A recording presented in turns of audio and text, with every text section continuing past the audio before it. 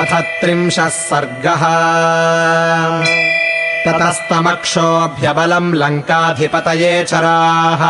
सुवेले राघवम् Shelley निविष्टम् प्रत्यवेदयन्।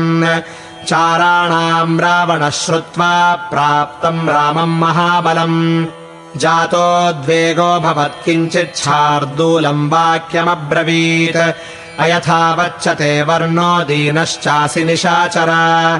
नासि कच्चिदमित्राणाम् क्रुद्धानाम् वशमागतः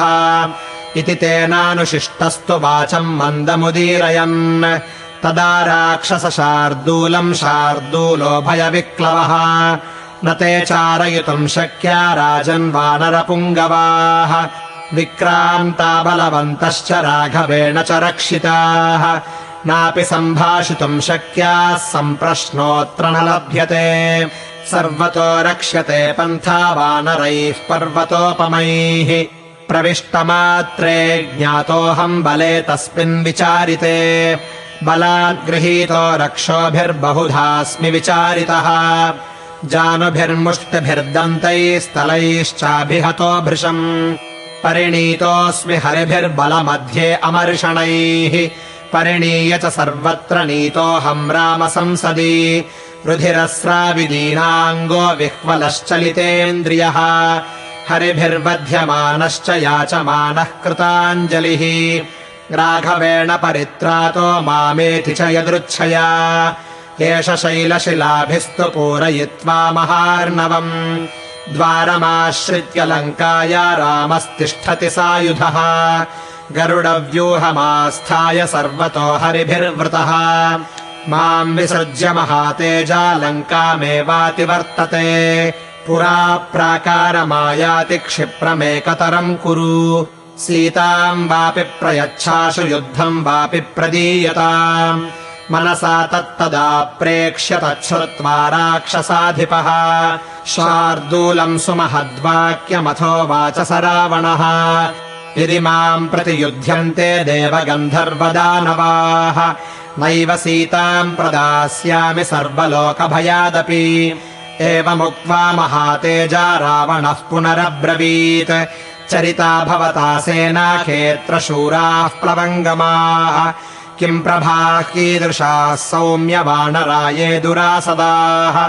कस्य पुत्राश्च पौत्राश्च तत्त्वमाख्याहि राक्षसा तथात्र प्रतिपत्स्यामि ज्ञात्वा तेषाम् बलाबलम् अवश्यम् खलु सङ्ख्यानम् कर्तव्यम् युद्धमिच्छता अथैव मुक्तः शार्दूलो रावणेनोत्तमश्चरः इदम् वचनमारेभे वक्तुम् रावणसन्निधौ अथर्क्षरजसः पुत्रो युधिराजन् सुदुर्जयः गद्गदस्याथ पुत्रोऽत्र जाम्बवानिति विश्रुतः गद्गदस्याथ पुत्रोऽन्यो गुरुपुत्रः शतक्रतोः कदनम् यस्य पुत्रेण कृतमेकेन रक्षसा सुषेणश्चात्र धर्मात्मा पुत्रो धर्मस्य वीर्यवान् सौम्यः सोमात्मजश्चात्र राजन् दधिमुखः कपिः सुमुखो दुर्मुखश्चात्र वेगदर्शी च वानरः मृत्युर्वानररूपेण नूनम् सृष्टः स्वयम्भुवा पुत्रो हुतवहस्यात्र नीलः सेनापतिः स्वयम् अनिलस्य तु पुत्रोऽत्र हनूमानिति विश्रुतः नप्ताशक्रस्य दुर्धर्षो बलवानङ्गदो युवा मैन्दश्च द्विविदश्चोभौ बलिनावश्विसम्भवौ पुत्रा वैवस्वतस्याथ पञ्चकालान्तकोपमाः गजो गवाक्षो गवयः शरभो गन्धमादनः दशवानरकोट्यश्च शूराणाम् युद्धकाङ्क्षिणाम् श्रीमताम् देवपुत्राणाम् शेषम् नाख्यातुमुत्सहे पुत्रो दशरथस्यैष सिंहसंहननो युवा दूषणो निहतो येन खरश्च त्रिशिरास्तथा नास्ति रामस्य सदृशे विक्रमे भुवि कश्चन विराधो निहतो येन कबन्धश्चान्तकोपमः वक्तुम् न शक्तो रामस्य गुणान् कश्चिन्नरः क्षितौ जनस्थानगता येन तावन्तो राक्षसा हताः लक्ष्मणश्चात्र धर्मात्मा मातङ्गानामि वर्षभः यस्य बाणपथम् प्राप्य न जीवेदपि वासवः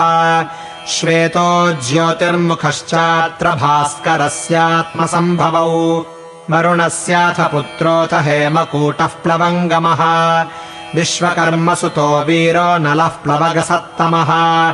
विक्रान्तो वेगवानत्र वसुपुत्रः स दुर्धरः